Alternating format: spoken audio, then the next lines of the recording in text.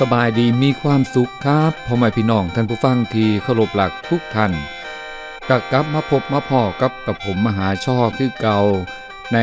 รายการพญาผ้ามวลพญามหาช่อผ้ามวลมื้อนี้ก็มีพญาก้อมมาฝากพ่อแม่พี่น้องอีกคือเก่าครับบ่เว้าหยังหลายยายห่างครับมาพบมาพ้อกันแล้วก็นำเสนอพญาก้อมให้พ่อแม่พี่น้องได้รับฟังกันเลยนะครับพญาก้อมบทแรกเพิ่นว่ากาละนับมือสวยงัวควายบ่ได้ปล่อยเด็กน้อยบ่ได้เลี้ยงคนเฒ่านั่งแนมอันนี้เพิ่นก็เว้าหมายถึงว่าการเวลามันผ่านไปความเจริญทางวัตถุมีหลายขึ้นศีลธรรมเสื่อมต่ำลงไป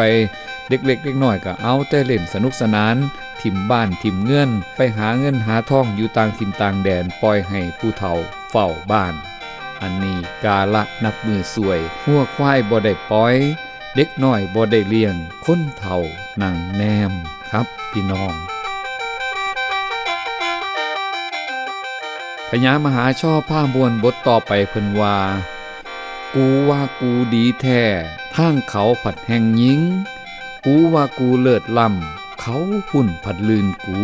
เพิ่นว่านะครับพญาในตรงนี้ก็หมายความว่า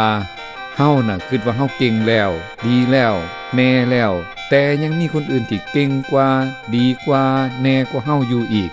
นะครับกูว่ากูดีแท้ทางเขาผัดแห่งหญิงกูว่ากูเลิศล้ำเขาพุ่นพันลื่นกู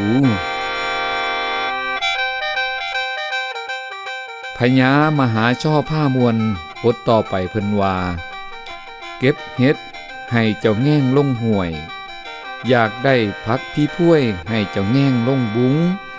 อยากได้กุ้งให้พ่ายของขึ้นงาย่างอยากเป็นขุนนางให้เกือกดินหมองมัวพญาในตรงนี้เพิ่นก็บอกว่าการเฮ็ดงานการอันใดนี่ก็ต้องเฮ็ดให้จริงให้จังงานทุกอย่างมันก็ย่อมมีปัญหาทั้งนั้นยุ่งยากคือกันความสำเร็จบ่แม่นว่าสิได้มาง่ายๆอย่างเช่นเป็นผู้นำผู้บังคับบัญชาสิปกครองได้ดีอยู่ได้นานคล้องใจคนได้ดีก็ต้องยอมลดตัวเองลงไปคุกคีอยู่กับเขาเข้าใจเขาฮู้ปัญหาของเขาจังสิเป็นต้นเก็บเฮ็ดให้เจ้าแง่งลงห่วยอยากได้พักผีพ้วยให้เจ้าแง่งลงบุ้งอยากได้กุ้งให้พ่ายของขึ้นงาย่างอยากเป็นขุนนางให้เกือกดินหมองมั่วเพิ่นว่านะครับพญามหาช่อผ้ามวลบทต่อไปเพิ่นเว้าว่าแก้วกะยังต่างแก้วบ่คือดังดวงมณีเป็นแต่ห้องใสหน่วยขวงไผสิฮู้อันนี้ก็เพิ่นเว้าหมายความว่าคนเกิดมานั่นก็ย่อมแตกต่างทั้งทางกายและก็จิตใจเห็นว่าหน้าตาดีก็อย่าได้คิดว่าสิใจดีเสมอไปหน้าห้ายใจดีหน้าดีใจห้ายก็มีถมเถไปเพิ่นจังเว้าเป็นภาษาพญาไว้ว่าแก้วก็ยังต่างแก้วบ่คือดังดวงมณีเห็นแต่ห้องใสหน่วยขวงไผสิฮู้พญามหาช่อผ้ามวลอีกจักบทหนึ่งเพิ่นว่าแก้วกะหากต่างแก้วถือคาค่ำแสนบ่แม่นแนวซ้ายผงแห่สะค้อมแค้มน้ำขั้นบ่โสดาแก้วทำมาลงกะตามโศกหินแห่เจ้าสิกุมว่าแก้วตามเจ้าสิเลือกเอานั่นถอนอันนี้เพิ่นก็บอกว่าแก้วแหวนเงินทองแล้วก็อิฐหินดินทรายมันก็ย่อมมีค่าแตกต่างกันคือจังความดีกับความชั่วเฮาสิเลือกเอาสิ่งใดก็ขอให้เป็นเรื่องของเฮาพญาเพิ่นจังได้เว้าไว้ว่าแก้วกะหากต่างแก้วถือคาค่ำแสนบ่แม่นแนวซ้ายผงแห่สะค้อมแค้มน้ำคันบ่โสดาแก้วทำมาลงก็ตามโศกหินแห่เจ้าสิกุมว่าแก้วตามเจ้าสิเลือกเอานั่นถอน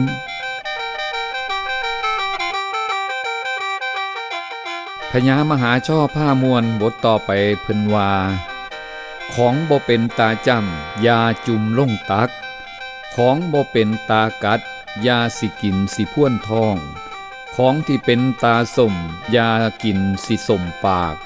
มันสิยากขอบทองเที่ยวขี่ยังคืนพญาในตรงนี้ก็แปลง่ายๆเว้าสั้นๆว่าสิ่งซัวสิ่งใดบ่ดีก็บ่ควรเฮ็ดบ่ควรทำให้ผู้จักพินิจพิจารณาอย่างเช่นอาหารบูดอาหารเน่าก็อย่ากินอย่าเห็นแก่ปากแก่ท้องมันสิเสียคนย้อนว่าเห็นแก่กินของบ่เป็นตาจำอย่าจุ่มลงตักของบ่เป็นตากัดอย่าสิกินมันพ่วนทองของที่เป็นตาสมอย่ากินสิสมปากมันสิยากขอบทองเที่ยวขี่ยังคืนครับพี่น้องพญาก้อมมหาช่อผ้ามวลบทต่อไปเนาะเพิ่นบอกว่าขายของให้พงพันพี่น้องเก่าใจดีเพิ่นจังซื้อใจห้ายเพิ่นว่าแพงอันนี้ก็เว้าง่ายๆขยายความว่าขายของให้ญาติพี่น้องบ่แม่นสิ่งที่ดีเพราะว่าถูกใจเขาก็ซื้อหรือว่าถูกอารมณ์จังสิซื้อแต่คันบ่ถูกอารมณ์บ่ถูกใจเขาก็สิหาว่าแพงไปอีหยังประมาณนั้นนะครับเพิ่นจังเว้าเป็นพญาสอนใจเตือนจิตเตือนใจไว้ว่าขายของให้พงพันพี่น้องเก่าใจดีเพิ่นจังซื้อใจห้ายเพิ่นว่าแพงครับพี่น้องพญามหาช่อผ้ามวลบทต่อไปพญาเพิ่นว่าขั้นเจ้ากินปลาแล้วอย่าลืมเอาแหตาก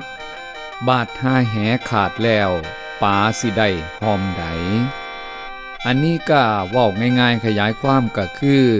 การเฮ็ดงานทุกอย่างเมื่อเฮ็ดเสร็จแล้วก็ให้เก็บรักษาเครื่องไม้เครื่องมือไว้ให้ดีเพราะว่านั่นคือเครื่องมือหากินของเฮาหากบ่มีเครื่องมือแล้วมันก็สิลำบากเพิ่นจังเว้าเป็นพญาสอนจิตสอนใจเฮาว่าคันเจ้ากินปลาแล้วอย่าลืมเอาแหตากบาดถ้าแหขาดแล้วปลาสิได้หอมไดครับพี่น้องพญามหาช่อผ้ามวลบทต่อไปนะครับพี่น้องพญาเพิ่นว่าคันเจ้าได้ขี่สร้างอย่าลืมหมูหมูหมาหาขโมยมาเฮือนสิเฮาหอนให้มันย่านบัดหากวางฟ้านเต้นตามทางสิได้ไหลบัดหาได้ตอนซีนยังสิโอเอาคุณหรือว่าพญาที่เว้าทำนองเดียวกันนี่ความหมายคล้ายๆกันก็อีกอันนึงเพิ่นว่าคันเจ้าได้ขี่สร้างอย่าลืมหมู่งัวควายมันหักคุ้นคนทางต่างดีคนกำสร้างหักดีย่ามเข่าสงข้ามได้ขี่ดีเมื่อเข่าเขตห้องนครกวางอาจองค์เพิ่นว่านะครับอันนี้ทั้งสองบทที่กับผมเว้ามานั่นก็หมายความว่าได้ดี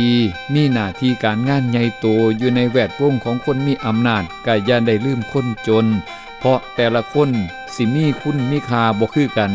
คนจนอาจมีดีอีกอย่างหนึ่งก็ได้เพิ่นว่านะครับเอาละครับพี่น้องพญามหาช่อผ้ามวลในมือนี้กับผมมหาช่อก็ขออำลาพาจากพ่อแม่พี่น้องในคลิปนี้เอาไว้เพียงแค่นี้ก่อนพบพ่อกันใหม่ในมือหน้าคลิปหน้าสำหรับมือนี้ก็ขอกล่าวคำว่าสวัสดีมีความสุขทุกท่านนะครับ